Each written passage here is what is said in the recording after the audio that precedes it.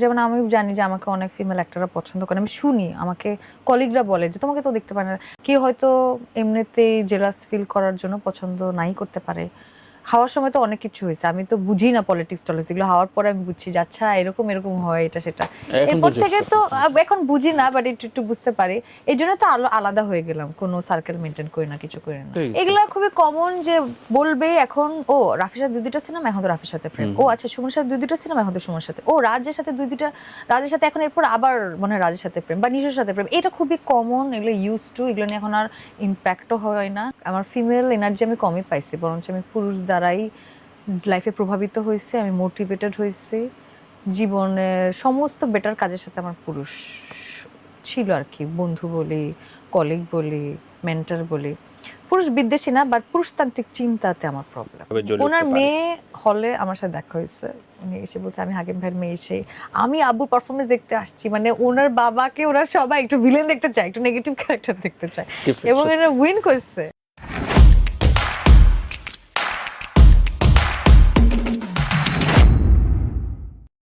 দেখেন রাফি কিন্তু আমাকে এর আগে তুফান করতে বলছে, মানে এর আগে আমাকে অনেক সিনেমা কিন্তু ও যেগুলো করছে ওগুলো করতে বলছিল, কিন্তু আমার কাছে মনে হয়েছে যে আমি রাফির সাথে আসলে একটা অন্য, আমি জানি না যে এটাই করা হবে, আন্দাজ যেমন ভালো লাগছে, মানে আমি তো আসলে অ্যাক্টর হিসেবে চাবো যে আমার পারফরমেন্সের জায়গাটা কোথায়, বা আমি এখানে এসে আমি যে অভিনয়টা করব আমি কি দিব, এটার জন্য সবসময় লিড ক্যারেক্টার হইতে হবে না, বাট আমাকে স্পেস দিতে হবে পারফরমেন্সের। ওইটা যখন পাবো ওইটা করবো, ওইটা পাইছি আমি, এই দুইটা সিনেমা করছি এরকম। Okay fine. এবার একটু খুবই বোকা এবং লেম প্রশ্ন করি। ধর কারো কারোর সাথে যেমন তোমার রাফির একটা কেমিস্ট্রি তৈরি হয়েছিল এবং প্রচুর মুখরোচক গল্প, এবং হ্যাঁ। ওরা নিজেরা বন্ধু, বিয়ে করবে না কিন্তু বন্ধু থাকবে, ইত্যাদি ইত্যাদি গল্প শোনাচ্ছিল। এইসব জায়গায় নায়িকা এবং ডিরেক্টরের একটা সম্পর্ক গল্প ছড়ায়, ছড়াতে পত্রিকা বা গণমাধ্যম ভালোবাসে। হ্যাঁ। এইগুলো কেমন বিরক্ত করে বা কেমন মজা দেয়? কেউ কেউ বলে এটা পিআরের একটা ইএসপি প্রচার হচ্ছে, ভালো ভালো তো প্রেশার কুকারের সময় রায়হান রাফির সাথে প্রেম হচ্ছে, এই খবরটা ভালো তো, পিআর হচ্ছে তো।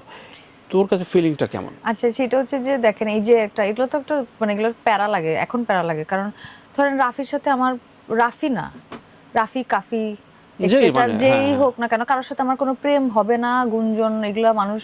আমি এখন রাফি বাদে এখন ধরেন সাপোজ আমি কে ডিরেক্টর, ধরেন পিপলু ভাই বা অমিতাভ ভাই বা এক্সেট্রা এক্সেট্রা, যে কোনো ধরেন যে কোনো ডিরেক্টরের সাথে কাজ করি, বা ইনফ্যাক্ট কোনো শুনতে শুনতে পপুলার তুই না, অসুস্থ হয়ে গেছিস। এগুলা খুবই কমন যে বলবে এখন, ও রাফির সাথে দুই দুইটা সিনেমা, এখন তো রাফির সাথে প্রেম। ও আচ্ছা সুমনের সাথে দুই দুইটা সিনেমা, এখন তো সুমনের সাথে। ও রাজের সাথে দুই দুইটা, রাজের সাথে এখন এরপর আবার মনে হয় রাজের সাথে প্রেম বা নিশোর সাথে প্রেম। এটা খুবই কমন, এগুলো ইউজ টু, এগুলো নিয়ে এখন আর ইম্প্যাক্টও হয় না, কিছু লাগে। এটা মানুষ বলতে ভালো লাগে, পছন্দ করে, তারকাদের জীবন নিয়ে একটা কিউরিসিটি থাকে।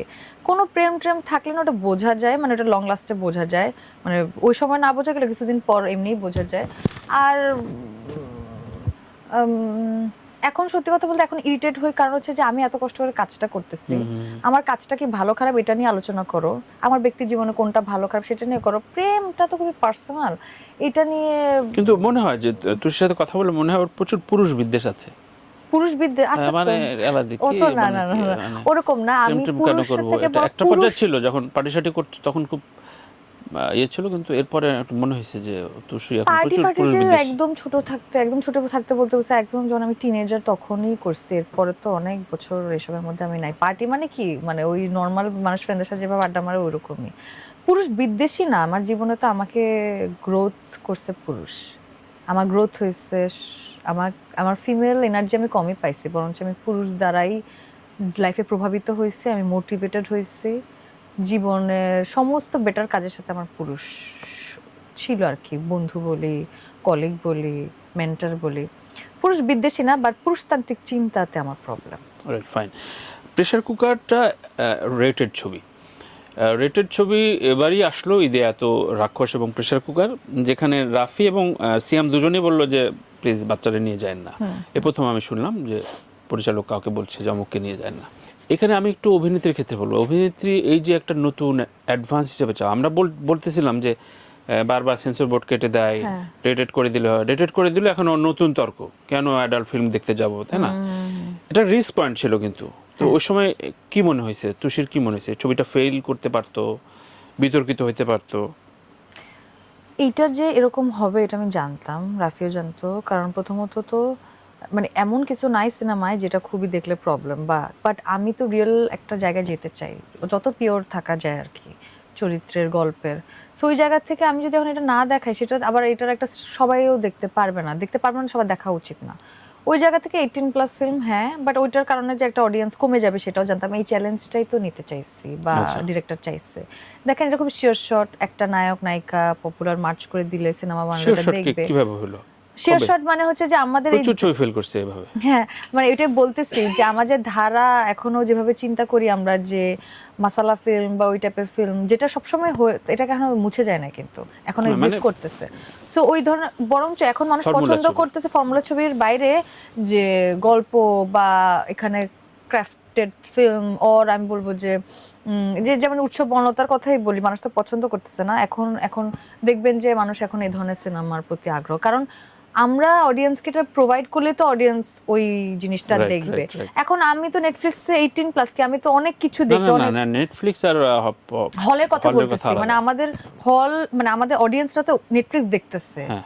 ওরা হলে শুধু এটা মিসিং না, পাচ্ছে। পর্ণ দেখতেছে, তো আলাদা সবই তো ইন্ডিভিজুয়াল দেখতেছে, হ্যাঁ, ইন্ডিভিজুয়াল, কিন্তু সবকিছু দেখতেছে, কিন্তু হলে এবং বাংলাদেশি প্রেক্ষাপটে ওই জায়গাটা একটা রিস্ক ফ্যাক্টর, তো একটা হ্যাঁ ভাবনার রিস্ক বিষয় ছিল। ফ্যাক্টর, কিন্তু আমি বলবো যে ওই রিস্কটাই এক কেউ না নিলে তো ওই আমরা নতুন Right. কিছু তৈরি এবং হবে না। অবশ্যই অবশ্যই সাহসকে স্যালুট জানাই, নাহলে আমরা আগাতে পারবো না। কিন্তু এবার একটু আসি যে সিনিয়র আর্টিস্টদের সাথে এই যে একটা, অনেক জায়গায় বলেছিস, তারপরও আজিজুল হাকিমকে যেভাবে তুই পা দিয়ে, মানে মানে এইভাবে যদি ভাবি যে এত সিনিয়র একটা আর্টিস্ট হাকিম ভাইরে পা দিয়ে মারানো, হ্যাঁ, সব কিছু মাসাজ টাজ তো রগে ব্যাপারটা বাদ দিলাম, হ্যাঁ। মানে আমি ভাবছি আজিজুল হাকিমকে নাজিফা তুষির মতো বাবু একটা- ভাই আছে, বাবু ভাই আছে, আরো অনেকে আছে, মানে যত সিনিয়র যত ওগুলো সব senior, হ্যাঁ। সব পা দিয়ে তুই কিন্তু লাথাইছিস, মানে লাথাইছিস নাটক মানে মানে হচ্ছে যে আমার তো খুব মনে পড়ে, আমি সানি ভাইরে জিজ্ঞাসা করছিলাম, সানি ভাই তখন কেবল বিয়ে করছে, এবং একটা শট আছে শহীদুল ইসলাম খোকনের ছবি, গোলাম মোস্তফাকে লাথি দিতে হবে, সেই জায়গায় মৌসুমীর বাবা থাকে, ওই ক্যারেক্টারের শ্বশুর,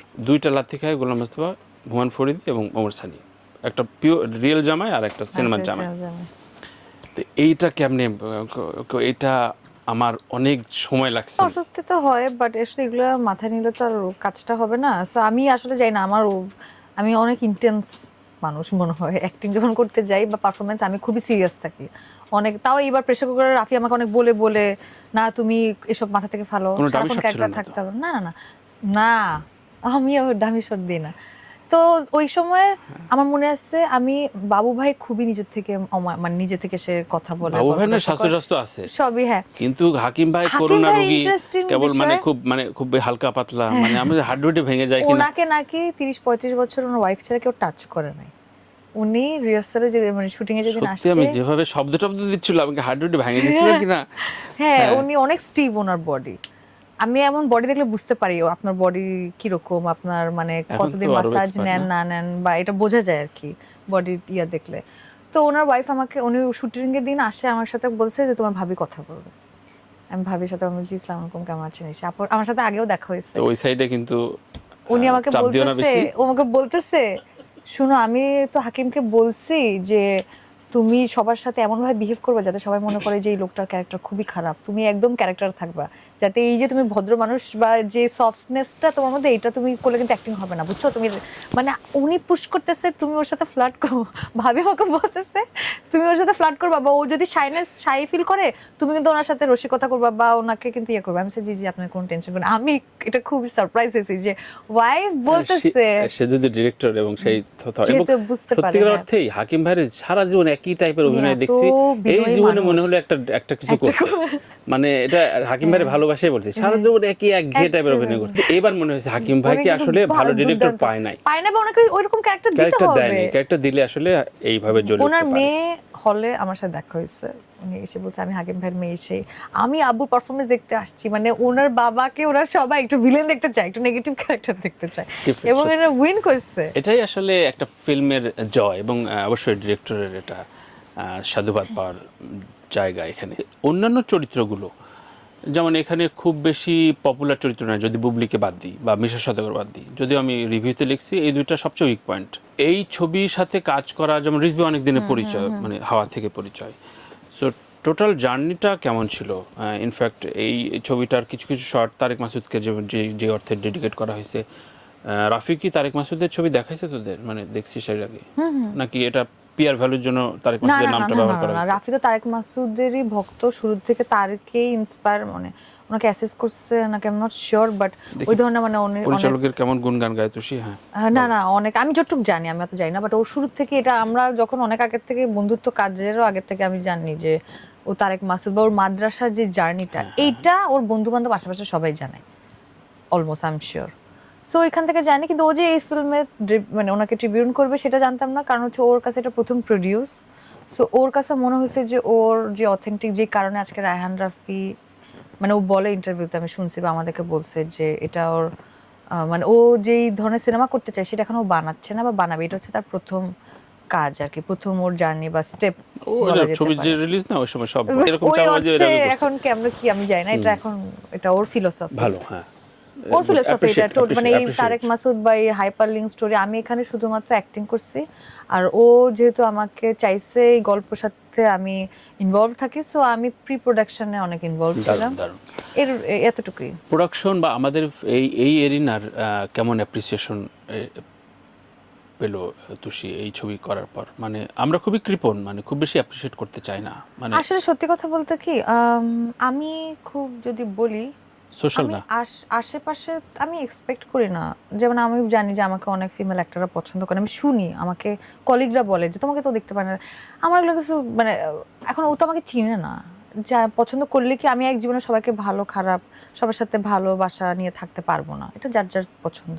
কেউ হয়তো এমনিতেই জেলাস ফিল করার জন্য পছন্দ নাই করতে পারে। হাওয়ার সময় তো অনেক কিছু হয়েছে, আমি তো বুঝি না পলিটিক্স টলিটিক্স, এগুলো হাওয়ার পরে আমি বুঝছি যে আচ্ছা এরকম এরকম হয়, এটা সেটা। এখন এরপর বুঝেছ? থেকে তো এখন বুঝি না, বাট একটু একটু বুঝতে পারি, এই জন্য তো আলাদা হয়ে গেলাম, কোনো সার্কেল মেনটেন করি না, কিছু করি না। সরি আমি হারাই গেছি, কি বলছিলাম?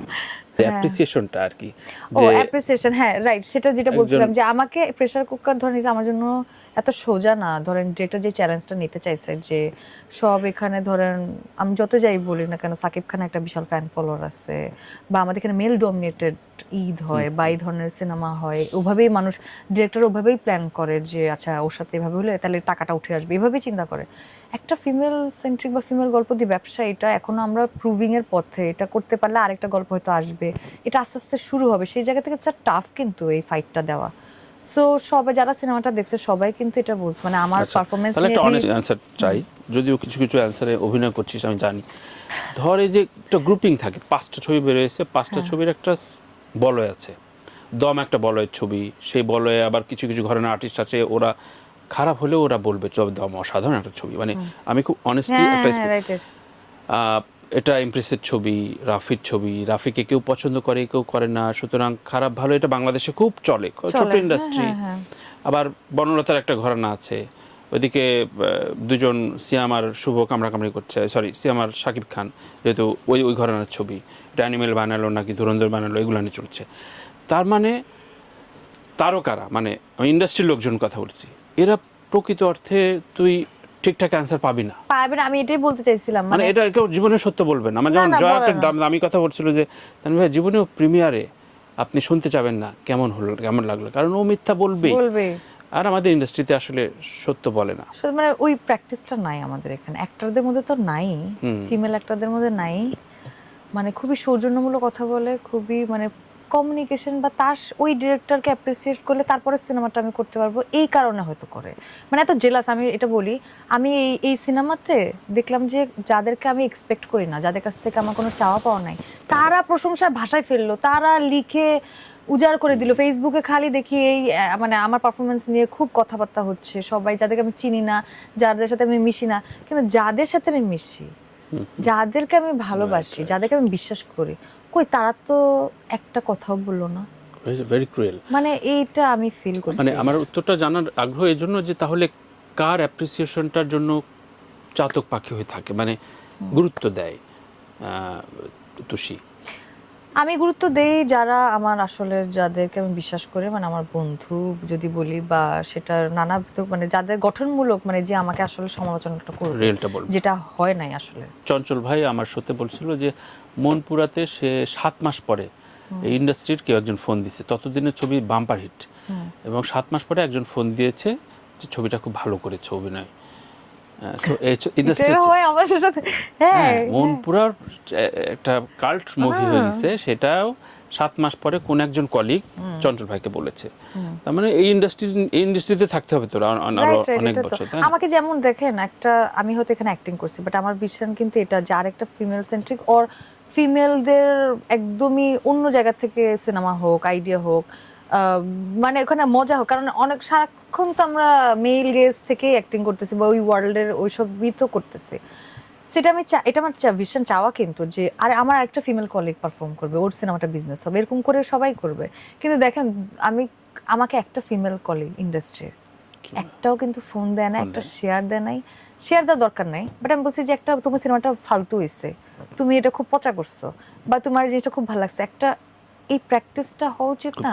খুব দরকার, যেটা অন্য সব জায়গায় আছে। যাই হোক প্রিয় দর্শক, আমরা আসলে এই 20 দাঁত নিয়ে বাঁচি এবং এই 20 দাঁতের ইন্ডাস্ট্রি এবং খুবই কোর লেভেলে এই ফিল্ম ইন্ডাস্ট্রি নিয়ে কথা বলছি নাজিফা তুষির সাথে। খুবই ম্যাচিউরড আলাপ, এবং আলাপ করতে আমার ভালো লাগছে, নিশ্চয়ই আপনারাও উপভোগ করছেন এবং এর একটা ভালো একটা গ্রাফ থেকে যাবে। আমরা বিরতি নিচ্ছি, বিরতি নেওয়ার পর খুব শিগগিরই ফিরবো তুষির সাথে আরও আলাপে।